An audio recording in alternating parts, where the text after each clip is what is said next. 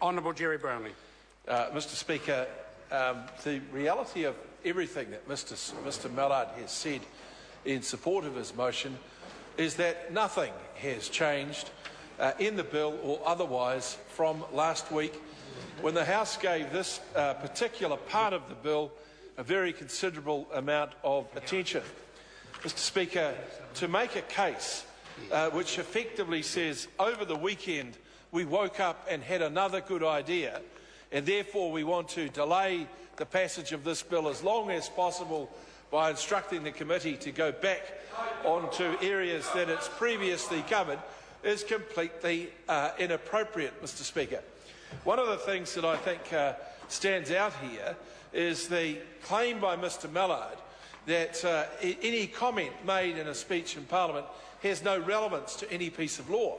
Mr Speaker, he is not the only member who's found himself quoted at various times by judges who've considered how a piece of law is to be interpreted. So, Mr Speaker, that is a spurious argument that is being mounted in favour of reserving the House an additional amount of time for this Part 1 consideration. I would also say, Mr Speaker, that when the House does spend so much time on one part on one bill, and when the speaking arrangements for that part are so heavily weighted toward those who are opposing the part, it seems quite unreasonable having the House make a decision in favour of that part. Those who oppose it should come back in here and say, look, we want to have another go. We want to take some more time.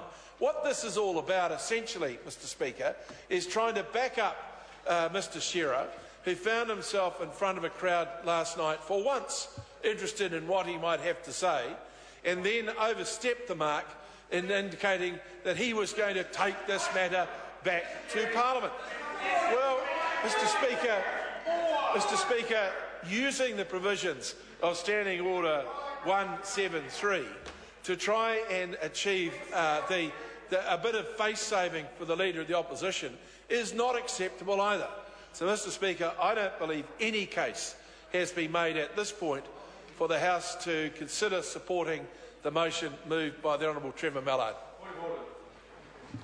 I'll finish now. Point of order. The Honourable Trevor Mallard.